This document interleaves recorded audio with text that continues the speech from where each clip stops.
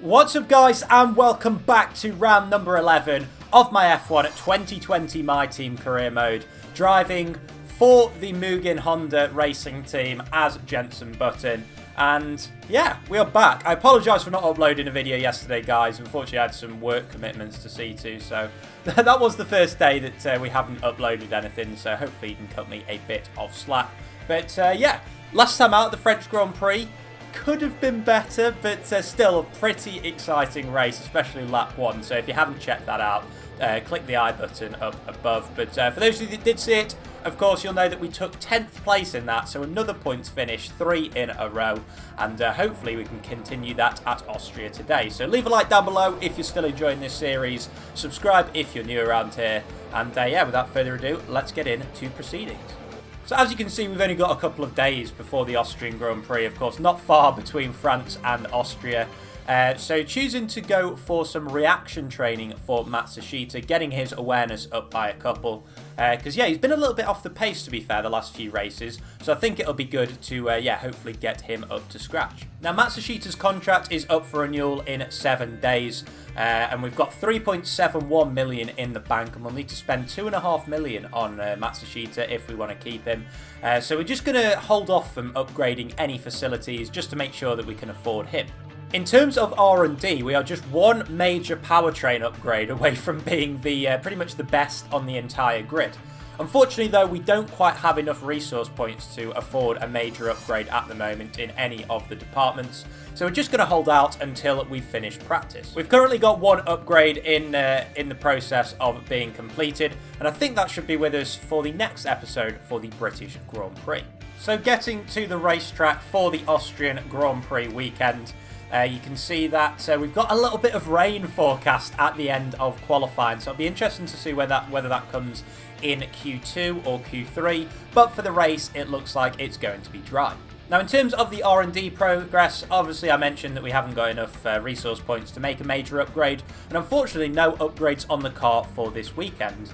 But you can see there that the morale in the powertrain department is good and it's not poor anywhere else. But yeah, in terms of the actual progress tree, we're very much in the mix for that midfield, so not a long way behind even the likes of McLaren and Renault. And then we're just sandwiched between Alfa Romeo and Alfa Tauri at the moment, with Haas as well not too far behind. We're tied in our rivalry at the moment with Esteban Ocon, so yeah, that Renault car, pretty similar performance to be fair to our Honda one at the moment. And just as predicted, we managed to do well enough in the practice programs to get us a major upgrade, up to 1700 resource points, because yeah, it was a brilliant practice session. Managed to achieve every objective, and that allows us to go for our first major aerodynamics upgrade of the season. I've decided to go for the rear wing upper flap major upgrade, which will be with us for the Hungarian Grand Prix. Obviously a circuit which relies quite heavily on aero, with it being quite tight, twisty and low speed. So yeah, looking forward to having that fitted to the car for them.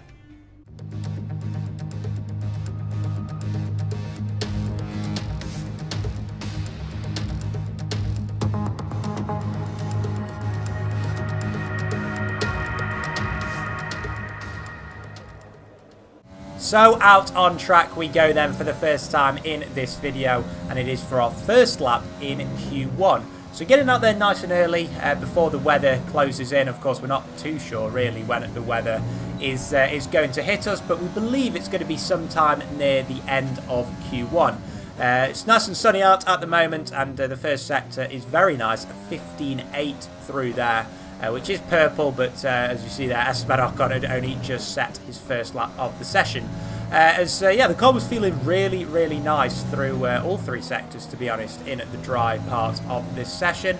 And we get on the DRS for the end of the lap for a 1:04.1, which takes us fastest momentarily, ahead of Alex Albon. Before Valtteri Bottas knocks us off our perch. But as we fast forward towards the end of the session, the heavens have opened, and it was a good job that we got our time in when we did, because yeah, there was no improving in those conditions. And unfortunately, Matsushita got a little bit caught out there, as he's only 19th quickest. I believe at the end of his Q1 lap, the rain started to close in, so he's out alongside the usual suspects.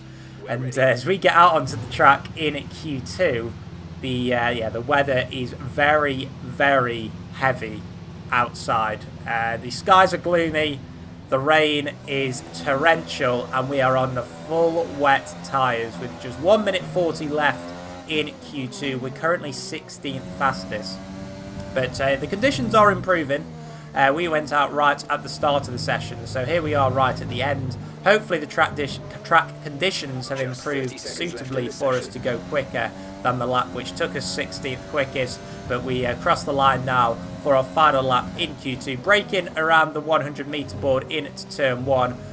Getting a little bit on the exit curb, which was probably a little bit of a mistake as it unbalances us a bit, but still we're 3/10 quicker than our previous best time as we come towards the end of the first sector. In fact, going purple, so yeah, maybe it wasn't too bad going on that exit curb, showing how much speed this Honda engine really has, because yeah, you know, that first sector is just one braking zone, one corner. We get good traction on the exit of turn 3, and as we now brake into turn 4, keeping off that inside and outside curbing, and that has really done us well because we're now 7/10 up on our delta, getting some really good traction off there, and now going through the first left-hander on the circuit of turn 6. Getting a little bit of a tank slapper on the exit, but not too bad. And we're quite a way up on our previous best time now, over a second as we run towards the final couple of corners. Very difficult to get right in both the wet and dry conditions. And we get out onto the exit curb, but that one's not too bad for getting some grip. The same with the final corner, as we're 1.4 seconds quicker than our previous best time. Where's that going to take us? And it is P11 once again. We just cannot make it into Q3. And you can see there, the top 9 actually set their fastest time right at the end of the session on the intermediate tyres. So, yeah, the circuit really had improved and probably could have tried on the inters. But, yeah, played it safe on the wets, and unfortunately it did backfire. But still, we managed to finish ahead of our rival Esteban Ocon, which just about creeps us ahead of him in the rivalry. 11:10. Let's get into the race. Welcome to the beautiful Styrian Mountains for another chapter in the story of the Austrian Grand Prix. Now, let's talk about Charles Leclerc. That was a great win in the last race. Can they keep that momentum going this weekend? It's always nice to come into a Grand Prix weekend on a high, but your expectations are based much more on your practice and qualifying runs. So it's the momentum from those sessions that they'll be hoping to carry into the race today. It's time to see how our drivers are stacking up after yesterday's exciting qualifying session. Lewis Hamilton lines up on pole position, and it's Valtteri Bottas that completes the front row. Looking down the rest of the grid, we have Leclerc, Vettel, Max Verstappen, and Perez, Sainz, Ricciardo, Albon, and Lando Norris, Buchan, Ocon, Lance Stroll, and Gasly, Magnussen, Raikkonen, Romain Grosjean, and Antonio Giovinazzi, Matsushita, Kvyat, Russell, and Nicholas Latifi. It's almost time for the lights to go out, so let's head down to the track and get this Grand Prix underway. So here we are then for race day in Spielberg, and you guys must feel like you've watched so much in Austria now, with there being 2 Austrian Grand Prix in a row. But yeah, into the race we go then, and in terms of the strategy, it's looking like a pretty easy one-stop, starting on the softs and ending on the mediums. And as we go onto the formation lap, you will see that everybody on this grid is on the soft compound of tyres. Of course, the top 10 allowed to start on fresh tyres, seeing as qualifying was wet. And in terms of the front runners, it is Charles Leclerc currently leading the drivers' standings ahead of Lewis Hamilton. It's very, very tight, but Ferrari seem to have had the edge in recent races, as can be seen from the constructors' standings as well. We're currently sat in P8, and AlphaTauri actually scored their first points of the season in the last round, so we'll have to be careful of them coming from behind. But as we now go to the 5 red lights here for the Austrian Grand Prix, it is lights out and away we go. We were held for quite a while, but we managed to get a pretty decent start. Better than Lando Norris, who gets a bit bogged down, but he dives one down the inside into the first corner, we're going to have to go all the way around the outside, which never seems to end well. And sure enough, it hasn't this time either, as Esteban Ocon manages to make his way past us. We're down into P12 as we come through turn 2 and up the hill into the braking zone of turn 3. As the cars on the inside get a little bit crowded out, Ocon has to go right to the inside. We go around the outside of him and take back P11. And we were almost side by side there with Alex Albon for the final points paying position. Can we go right around the outside of the Thai driver who's had another poor qualifying in the Red Bull? No, not quite, and we have to stick behind,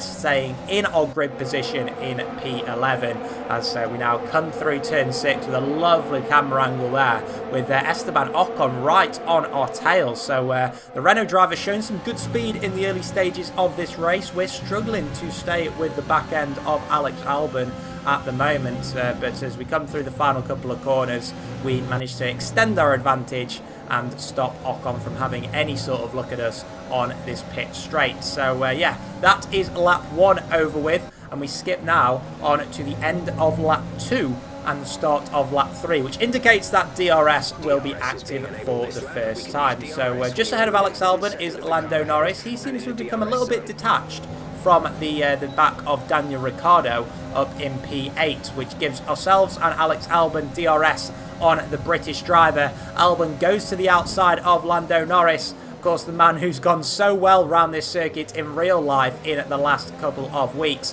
but he's having to defend very, very heavily from Albon, and we now go past Alex and Lando into the braking zone at turn 4. We just about get it slowed down, and Albon still struggling to get ahead of the McLaren driver, who is going to try and challenge ourselves around the outside of turn 6, but now he has to stick behind. That would have been an incredibly audacious move. And in braking so early, Albon manages to stick his nose down the inside of the Brit. And the F2 rivals from the 2018 season going at it. And now Esteban Ocon fancies a slice of the action and also gets past Lando Norris. It's been a terrible lap for the McLaren driver. And now Kimi Raikkonen is coming at him. And Norris, who was up in P9, is now down in about P14, I believe, or P13. But yeah, pretty poor luck for the McLaren man. And talking of McLaren, we go to his teammate Carlos Sainz, who is challenging Max Verstappen for P5 in this Grand Prix. But Verstappen manages to get past, and now it looks as if Sergio Perez is getting ahead of the lead McLaren driver. And McLaren really struggling in the first part of this race, as Verstappen has to fend off the attack from the Racing Point car of Sergio Perez. So as they battle for P5 down the hill into the braking zone of turn 4, Sainz has gone from 5th down into 7th, Perez up from 7th to 6th, and Verstappen up from 6th into 5th position. But there's a real four-way battle by the looks of it going on for that P5. And we're just trying to do our best to get within DRS of that group at the moment, because Albon just within a second of ourselves, and we are 1.2 seconds off the back of Daniel Ricciardo at the start of lap 6. But as we go on to lap 7, we do manage to get within that elusive 1 second window of the Australian, which gives us DRS on this group for the first time. And somehow we have managed to engage ourselves in a battle for P5 in a race. Who'd have thought that, judging by where we were at the start of the season. But yeah, obviously in the last couple of rounds we've been doing it pretty well, and currently the Red Bull car is struggling around Red Bull's own track. So Albon is behind ourselves in P9 currently, and Max Verstappen is really holding up this group of cars. Sorry, Albon in P10, I believe. But yeah, Verstappen P5 not being able to hang on to the back of the Ferrari or Mercedes cars, and really forming a train behind himself on lap 8. And as we go on to lap 9, we are just part of this DRS train, which makes it so difficult to make any sort of overtake, because Ricciardo has got DRS, ahead of him Sainz has got DRS, ahead of him Perez has got DRS, and he is struggling to find his way past Max Verstappen. So it's a really patient game that you've got to play at this stage of the Grand Prix, as we're heading towards the pit window, probably about 3, 4, 5 laps away from it yet. So yeah, it's just about staying within range and making sure that we're within striking distance later on in the Grand Prix. But yeah, it's just the same lap after lap. It was a little bit the same in the Styrian Grand Prix in real life, but it's really proven itself to be quite a challenge on the game itself. As Ricciardo about half a second behind Carlos Sainz at the moment. And as we exit turn 3, Ricciardo actually gets a pretty poor exit off there. We get a little bit of wheel spin, but we've got a lot of overtake ERS mode to use. So as we close in on the Renault driver, he leaves a big gap down the inside at turn 4. We say thank you very much. Ricciardo doesn't even try and defend the inside. So quite an opportunistic move from ourselves, but I think it's one that had to be made really. And we are now up into P8 in this Grand Prix. 8th place, the best that we've achieved so far this season. Something we did at the Canadian Grand Prix a couple of rounds ago. And unfortunately, in making that DRS move, we've fallen out of DRS of the car ahead, who is now Carlos Sainz. So we're having to work extra hard just to get within that 1 second and also get away from Daniel Ricciardo. But yeah, just taking a look at a replay from Daniel Ricciardo's perspective. I mean, he just let us stick it down the inside and didn't put up any sort of resistance, which was a little bit strange. I was expecting him to at least defend the inside, but I'm not complaining. And we are up into P8, but unfortunately, we're experiencing quite a bit of tyre wear on lap 13 of the Grand Prix.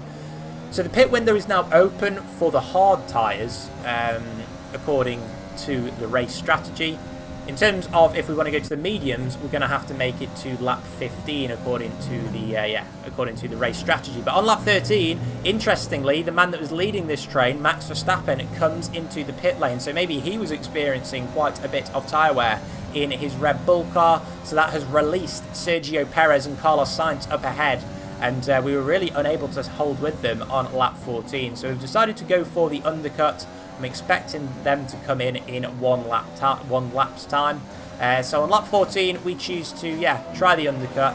Our tyres are absolutely done at the moment. So, yeah, I mean, we're going to have to put up with some pain in this medium stint. But track position is looking like it could be crucial around here, seeing as everybody is so close and getting the DRS off each other. So a 2.4 second pit stop, we're pretty decent by the team, and we are going to emerge quite a way behind Max Verstappen by the looks of it, and indeed behind Antonio Giovinazzi. The only good thing is we do have the medium tyres fitted, whereas Verstappen has the hards, so we're going to have to press home that advantage early on in this second stint if we are to catch the Red Bull man. Now this is the key moment, end of lap 15. We've got Sainz and Perez in the pit lane, and you can see them there just coming out of the pits on the exit of turn 1. Sainz is ahead of us, but we are very close to Sergio Perez. We get the DRS on Antonio Giovinazzi, which leaves us a good opportunity to get ahead of Sergio Perez, and we execute the move before the braking zone of turn 3. And wow, really close little bit of battle in here, and we're going to have to get ahead of Giovinazzi if we are to challenge Carlos Sainz, because if we have to stick behind the Alfa Romeo, it's going to be very difficult to close in on the McLaren. But we hang it round the outside of turn 4, although Giovinazzi is now going to come back at us through turns 5 and 6, but he's going to be on the outside. We take the racing line, and we hold on to P8 for the meantime, which is looking like a net P7, I believe, in this Grand Prix. So yeah, really exciting couple of laps as Giovinazzi makes his way into the pit lane, as he really holds up Daniel Ricciardo there, and Alex Albon is now right on his tail. But Lance Stroll is into the pits, and I believe he is the final car ahead of us who has come into the pit lane. So that leaves us now in our real track position, which is P7 on lap 17. So yeah, everybody ahead of us has made their one and only pit stops for the afternoon. And Max Verstappen now looks as if he's really closing in on those Ferrari cars up ahead. But he's still at only 2.8 seconds ahead of ourselves. We have still got the DRS on Carlos Sainz up ahead. So yeah, we're just going to try and press home the advantage on these medium tyres for the meantime. And hopefully it will be faster than the hard compound that Max Verstappen is running. Now we go on to the start of lap 19. We're managing to really stick with the McLaren of Carlos Sainz. So the McLarens really seem to be struggling on the tyres at the start of stints. So you saw it with Sainz on the soft tyres at the start of the Grand Prix, and now he's struggling for pace on these medium tyres. So we're going to try and capitalise here on lap 19 of the Grand Prix, just going into the second half of this race here in Austria, and we are on at the DRS. It's going to be a straightforward overtake with this Honda engine, which is really performing well at this stage of the season, and Carlos Sainz's Renault engine McLaren is no match for ourselves, and we go clean round the outside of him, and it looks as if Sainz has got no answer to that question which we posed to him. So we are now within 2 seconds of Max Verstappen, so he's starting to struggle on those hard tyres, and yeah, we're really in the groove with these mediums. And as we look behind, Sainz's troubles continue to be an issue, and now Sergio Perez has gone down his inside on lap 23 of this Grand Prix. The two of them now going side by side on the run down to turn 4, but Perez is going to have the inside line and surely going to take the position. Indeed he does, so he is up to 7th place and is now the car directly behind us. And yeah, going back on board with ourselves on lap 23, we are pushing incredibly hard at this stage to try and get within a second of Max Verstappen up ahead. And as we go and see what we're doing lap by lap, the advantage goes down from 1.5 seconds down to 1.2 seconds on lap 26. And as we get towards the DRS zone, we finally get within DRS range of the Red Bull driver, who is really starting to struggle on those hard compound tyres. I've used them a couple of times this season, and they have been horrible whenever I've used them. So yeah, although we will probably, you know, get done over by tyre wear at the end of this race, I think that's a penalty that's worth taking, because yeah, track position, as I say, is key around here.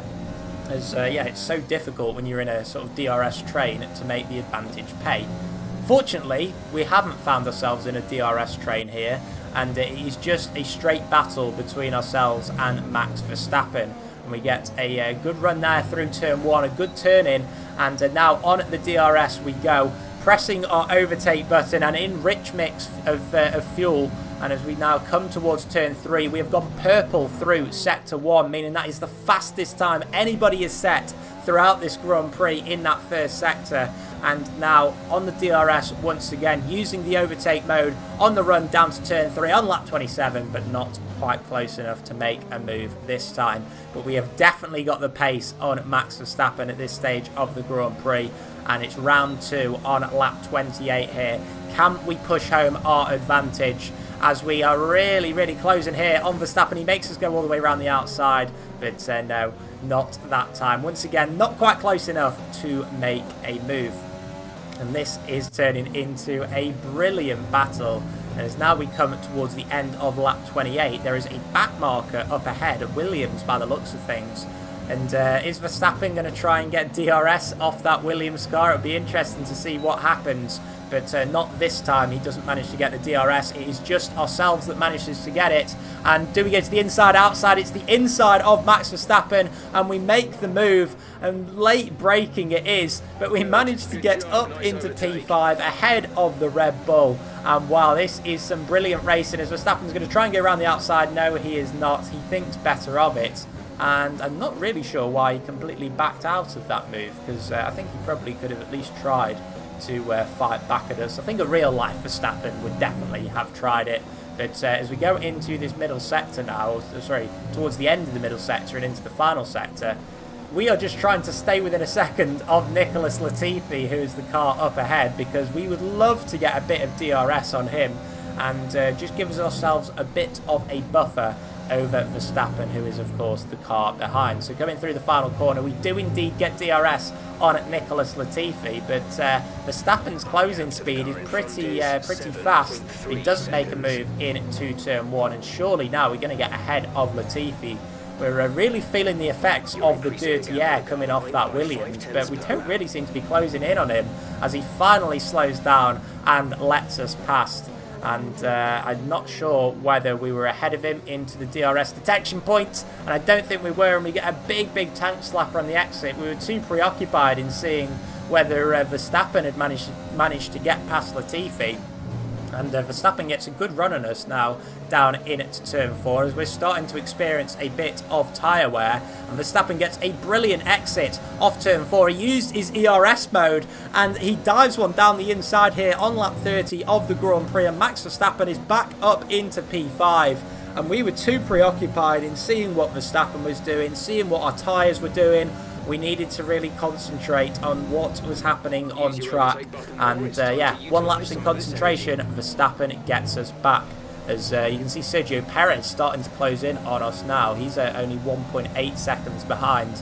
So we can't get in too much of a duel with Verstappen. It would be good to just get ahead of him and him not to challenge us again. But I think that is going to be incredibly difficult when you're fighting a driver such as Verstappen. He makes us go to the inside once again, which, well, gives us the best line, to be honest. Means we can squeeze him out as he famously did to Charles Leclerc in the real-life 2019 Grand Prix. We managed to make our way past Verstappen, and this time I think he's going to struggle to get us on the exit. But going one lap later on lap 33, you can see Perez, Sainz, Albon and Ricciardo have all closed up to the back of us. So our squabbling with Verstappen is, well, I think justified, because we are going for P5 in this Grand Prix, but it has brought a lot more drivers into the battle as our teammate Nobuharu Matsushita is out of this race, so he's not going to be scoring anything this afternoon, although I think he was outside at the points, and very disappointing afternoon for him.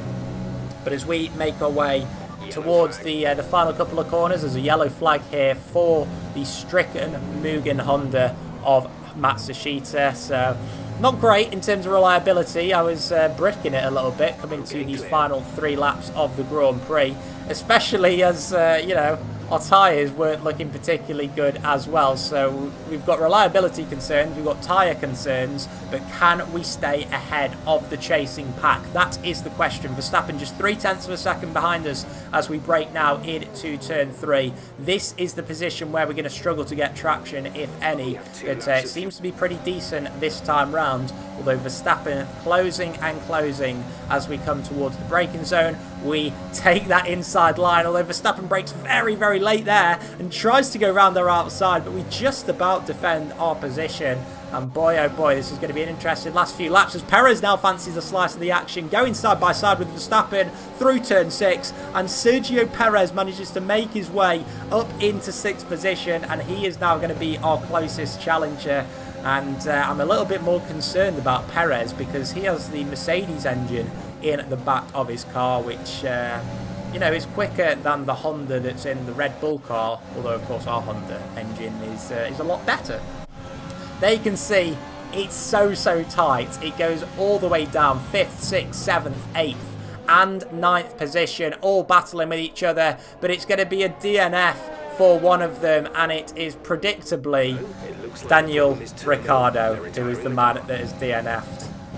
Yeah, it happens in real life, and it happens virtually as well. So that is him out of the battle, and now we come towards the final lap of this Austrian Grand Prix. Our tyres are done in this race, and as we break now into turn 1, we've just got to get a good exit. But no, we can't get any traction from these tyres, and Sergio Perez is going to take advantage of that. His tyres are 1 lap newer than ours, and he's going to go all the way round the outside. We're going to make him go round the outside and try and push him out, but no, we don't even manage to get the traction out of turn 3, and Perez has got ahead of us. He got ahead of Verstappen a couple of laps ago, and he's got ahead of us and up into P5, and I don't think there's anything we can do as we're so close to this rear. But I think that is P5 that has escaped from our grasp. So disappointing, so disappointing, as we see the stricken Daniel Ricciardo in the yellow flag zone, and Perez just streaks away in this final sector. We're going to have to defend from Max Verstappen in the final couple of corners because he's within 0.2 of a second of us as we run out of ERS with a couple of corners to go. But still, we come round the final corner. It's still been a good race, our best finish of the season, P6.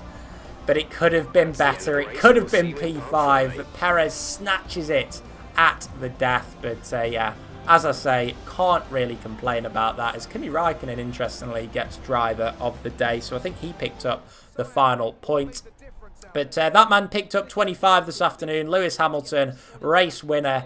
And it's been a tough few races for Mercedes, as Ferrari really seem to have got the advantage on them. But not today. Victory for Mercedes it is. And there you see ourselves in P6. I think we can be pretty proud of that one. So after a magnificent race, we can now see the drivers making their way to the podium. Once again, it's the Silver Arrows who take top spot.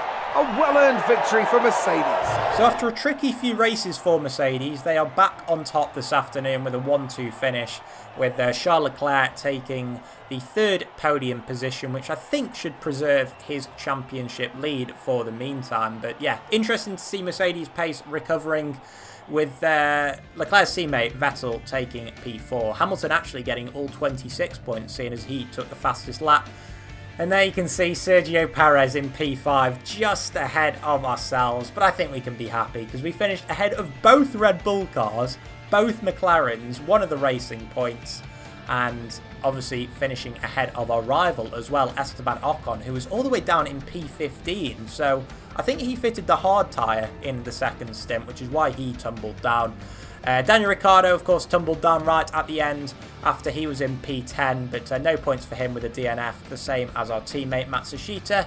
And all that means for the driver standings is that we go ahead of our rival Esteban Ocon. We're now on 14 points for the season. Leclerc leads Hamilton by just 3 points up at the top, with Ferrari leading Mercedes by 46 points in the Constructors. And Mugen-Honda just 7 points behind Alfa Romeo Racing. So I think we're very much looking forward in this series now. And yeah, next time out we have got the British Grand Prix, which I'm very much looking forward to. Obviously my home race, Jenson Button's home race, and a circuit which I am very, very fond of. So I'll catch you guys in my next video. Do take care. But until then, I'll see you next time. Bye-bye.